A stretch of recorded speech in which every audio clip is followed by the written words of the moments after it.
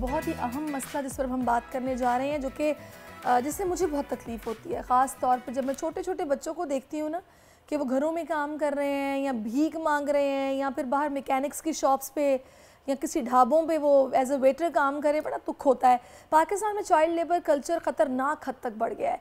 एक तरफ हम देख रहे हैं गली महलों की दुकानों पर कम उम्र बच्चे मजदूरी करते दिखाई देते हैं, दूसरी तरफ हमारी पढ़ी लिखी एलीट क्लास के घर में इंतहाई छोटे बच्चे बतौर मुलाजिम और खादिम काम कर रहे हैं। बहुत दुख होता है भाई। बिल्कुल जी, ऐसा ही है। इस पर एक रिपोर्ट भी तैयार है और उसके बाद हम इसी पर बात करने के लिए स्टूडियो में गेस्ट भी मौजूद हैं, उनसे आपका तारुफ कराएंगे। बैरिस्टर रिदा इस वक्त में ज्वाइन कर चुकी हैं। Welcome to our show. मैं आपसे बात करूंगी, लेकिन मैं उससे पहले ये बता दूं कि 2 साल पहले मुबैना तौर पर पीर की हवेली से लापता होने वाली लड़की सना किरमानी का पुलिस सुराग लगाने में नाकाम हो गई है। रानीपुर की कमसिन फातिमा कत्ल केस के मरकजी मुलजिम सैयद असद शाह को DNA टेस्ट के लिए सख्त सिक्योरिटी में कराची मुंतकिल किया गया है और बोल न्यूज़ के नुमाइंदे नदीम शेख हैं जो हमें तफसीलात बताएंगे कि उनको मुंतकिल कर दिया गया है, कब क्या होगा। जी नदीम। हाँ जी बिल्कुल, रानीपुर के पीर सुहेल शाह की हवेली से 2 साल कबल लापता होने वाली सना गुरामानी का जो मामला है, पुलिस ताहाल जो है सना गुरामानी का सराग लगाने में नाकाम हो गई है। मैं आपको बताया चलूँ कि फातिमा मामला मंजर आम आने के बाद जो है सना गुरामानी का मामला मंजर आम पे आया, जिसके बाद निगरान वज़ीर आला ने नोटिस लिया DIG सखर और कमिश्नर सखर को मामले की इंक्वायरी करके रिपोर्ट पेश करने का हुक्म दिया, जिसके बाद जो है पुलिस की जानिब से सना गुरामानी के वालिद की मदद में 6 अफराद पर मुकदमा दर्ज किया है, जिसके बाद पुलिस जो है पीर सुहेल शाह और रियाज मशहूरी को जो है गिरफ़्तार करके अदालत में पेश किया। अदालत के जानिब से जो है दोनों मुल्ज़मान को जो है जी बहुत बहुत शुक्रिया नदीम ने आगाह किया। और नाजरीन, ये केसेस बढ़ते चले जा रहे हैं, इनका हल अभी तक दिखाई नहीं दे रहा है। केसेस अदालत में है और अभी जुडिशियल रिमांड पर भी जो है मुलजिम पहुंचा हुआ है। देखते हैं उसका फैसला क्या आता है। बैरिस्टर साहब हमारे साथ हैं, कानूनी तौर पर माहिर यही हैं, इन्हीं की राय जो है वो सबसे ज़्यादा ऑथेंटिक होगी। बैरिस्टर साहब वेलकम टू द शो। सबसे पहले ये बताइएगा कि ये चाइल्ड लेबर से अगर हम शुरू करें उसके बाद हम यहाँ तक पहुँचेंगे, क्योंकि इसका फर्स्ट स्टेप ये है जो चाइल्ड लेबर पर हम पाबंदी नहीं लगा पा रहे हैं। अपने बच्चों को जो कि हम पढ़ा नहीं सकते, जो गरीब घराने हैं वो अपने बच्चों को इन्हीं लोगों पर भरोसा करके इनके घर पर रखवा देते हैं कि 2 वक्त की रोटी आएगी और उसकी वजह से ये नुकसानात होते हैं। तो इसे कब पाबंदी लगाई जाएगी? चाइल्ड लेबर का लॉ है क्या दर हकीकत, वो बताइए। और गवर्नमेंट क्या कर रही है? अच्छा, तो हर प्रोविंस के बाद 18वीं तरमीम के बाद हर प्रोविंस के अंदर उसका अपना चाइल्ड लेबर का कानून है। सिंध के अंदर ये कानून 2017 में आया था, Sindh probation of employment of children act. इसमें 2 स्केड्यूल्स हैं। एक ये 14 साल से कम उम्र के बच्चे, जो हमारी कॉन्स्टिट्यूशन का आर्टिकल 11 भी कहता है, वो तो किसी भी जगह पे काम कर ही नहीं सकते, मतलब मजदूरी कर ही नहीं सकते। लेकिन उसके बाद एक स्केड्यूल भी है जिसके बाद 16 साल से जो कम उम्र के बच्चे हैं वो उन में काम कर सकते हैं। तो एक बात ये कि इंटरनेशनली तौर पे अगर हम देखें और बाकी कवानीन को अगर हम देखें तो वो बच्चे को, जिस तरह नादरा एक्ट है वो 18 साल से कम उम्र में डिस्क्राइब करता है। ये एक कॉन्ट्राडिक्शन है कानून में, जिसकी वजह से चाइल्ड लेबर के ऊपर एक तो काबू नहीं किया जा रहा। दूसरा ये कि चाइल्ड लेबर के अंदर एक मखसूस किस्म का लेबर है, उसे घरेलू बच्चा मजदूरी, चाइल्ड डोमेस्टिक लेबर कहते हैं। अब हर प्रोविंस के अंदर इसके ऊपर भी अलग कवानीन है। एक तो पंजाब में है जो 15 साल से कम उम्र के बच्चों को रोकता है। उसके बाद इस्लामाबाद में उसने 1 साल उम्र बढ़ा के 16 साल कर दिया। और अगर हम सिंध के सूबे की बात करें तो 2022 के अंदर अब आके एक अमेंडमेंट आई है सिंध के जो चाइल्ड प्रोटेक्शन अथॉरिटी एक्ट है, जिसने 18 साल से कम उम्र के बच्चों को स्पेशल प्रोटेक्शन मैकेनिज़्म दिए, जिसके अंदर अमेंडमेंट के बाद घरेलू बच्चा मजदूरी भी शामिल थी। लेकिन इसका नेक्सस बहुत ज़्यादा है एक ऐसे तरीके के लेबर से जो बॉन्डेड लेबर का सिस्टम है, जिसका मतलब ये है कि 1 साल या 2 साल के लिए बच्चे को किसी की हवेली पे रख दिया या बच्चे को दे दिया कि वो कर्ज उतार देगा। 2015 में ये कानून सिंध के अंदर आया था, जिसके आर्टिकल 11 और 12 ने इसको प्रोहिबिट किया था कि ये इसकी बिल्कुल हमारी ना कॉन्स्टिट्यूशन इजाज़त देता है ना इसकी इजाज़त होनी चाहिए। लेकिन फिर भी जिस तरह से आप ये केसेस देख रहे हैं, ये हमारे सामने आते जा रहे हैं। इनसे डील करने का सिर्फ यही तरीका है कि स्विफ्ट एक्शन ली जाए और इन कानून को इम्प्लीमेंट की जाए। इम्प्लीमेंट नहीं हो रहा, कानून तैयार है, लेकिन लेट्स से कि अभी DNA टेस्ट के लिए जो है असद शाह को यहाँ लाया गया है कराची।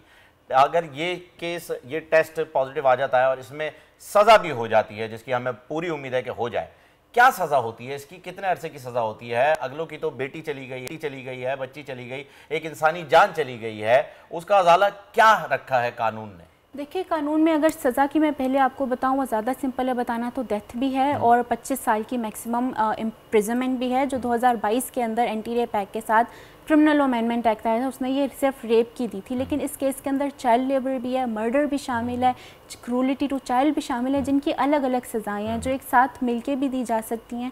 लेकिन सबसे बड़ा इशू आपने जिस तरह से कहा कराची लाया गया, this is the biggest issue. Sukkur के अंदर क्यों नहीं ये हो सकता? और इसका मैं आपको रीज़न बताऊंगी। वो ये है कि अभी recently anti rape crisis cell जो एंटी रेप एक्ट 2021 के अंदर इस्टेब्लिश होने थे, वो पूरे पाकिस्तान में अभी सिर्फ कराची के अंदर इस्टेब्लिश हुए हैं। 2021 में ये कानून आया था और कराची वाहिद मुल्क में एक शहर है जिसके अंदर ये किए हैं। तो उनको ट्रांसफ़र करना पड़ा सक्खर से लेके कराची में, क्योंकि यहाँ पे डीएनए लेबॉर्ट्री ज़्यादा बेहतर हैं और यहाँ पे कराची यूनिवर्सिटी के अंदर डीएनए लेबॉर्ट्री का टेस्ट किया जा सकता है, जिसे हम कह सकते हैं कि हाँ ठीक तरीके से किया जा सकता है। लेकिन एक अफसोसनाक बात ये भी है सारिश के कराची की ही एक रिपोर्ट हमारे पास ये भी आई थी कि साबिक चीफ जस्टिस भी बोतल के अंदर शहद को शहद ही साबित कर पाए थे।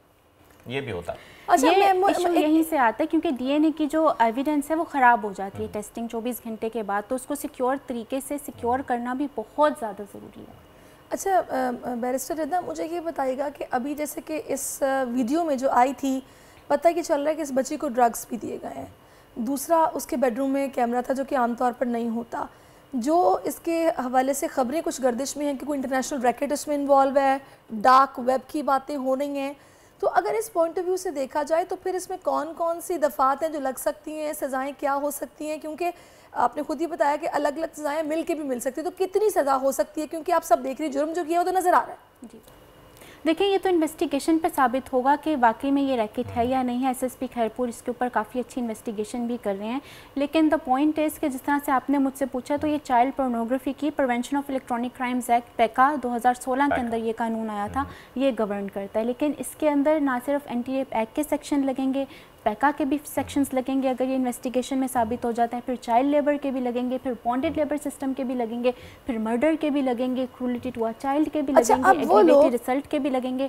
तो पॉइंट इज़ ये केस बहुत ही ज़्यादा एक्सट्रीमली ग्रूसम है जो बच्चों के खिलाफ हुआ है, और ये एक केस है जो सामने आया। ऐसे कई ऐसे केसेस हैं जो बेगम बराबर की शरीक है जो कि नज़र भी आ रही है कि उस बच्ची की जब हालत बिगड़ रही है और उसने कुछ नहीं किया, वो किस तरह ज़मानत पर है?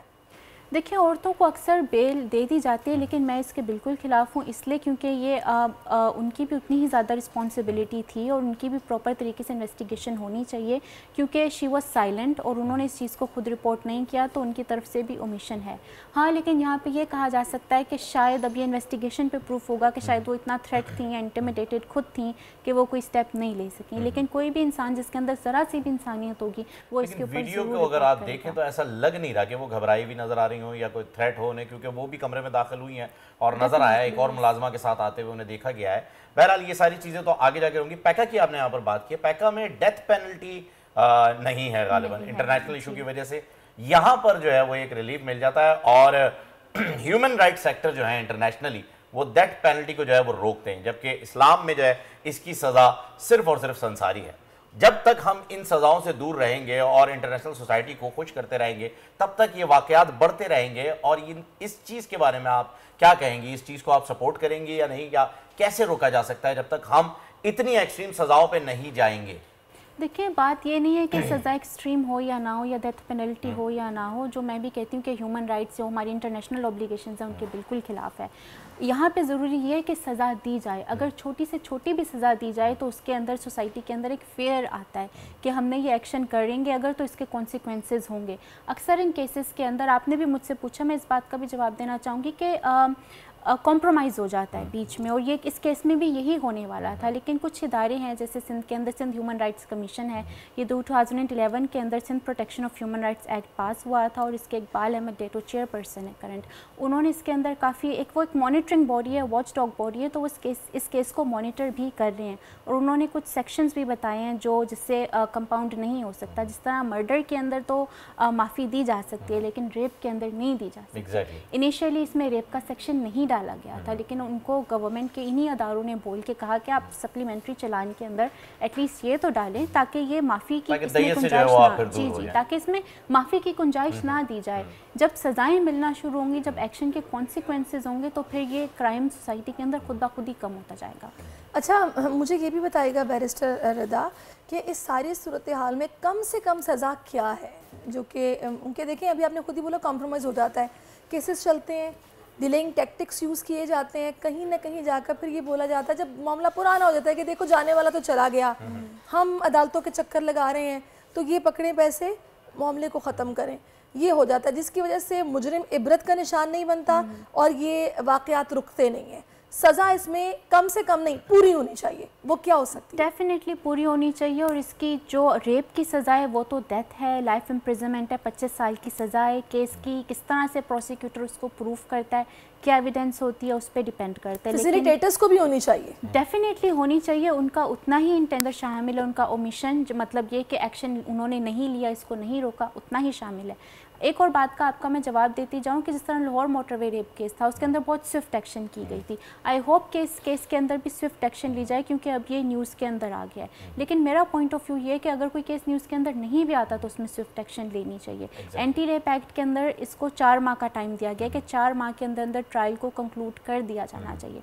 लेकिन मैं खुद एक वकील हूँ और मैंने ये केसेस चलाए हैं, 3 साल तक तो ये केसेस आराम से चलते हैं। ये मेरा as a human rights lawyer experience है। सो डेफिनेटली इस केस को एक्सपीडिएट करना चाहिए और डेफिनेटली इसको एक इबरत का निशान। बिल्कुल आपने ठीक कहा, बहुत शुक्रिया आपका बैरिस्टर रिदा, आप हमारे साथ मौजूद रहीं और अल्लाह करे कि इस मुजरिम को कैफरे किरदार तक पहुंचाया जाए। इंशाल्लाह जो भी मुजरिम है उन्हें सज़ा ज़रूर होनी चाहिए और कानून भी मौजूद है, बस उस पर इम्प्लीमेंट करने की देर है और उनके घर वाले अपना हौसला ना तोड़ें तो ज़रूर सज़ा हो जाएगी इंशाल्लाह।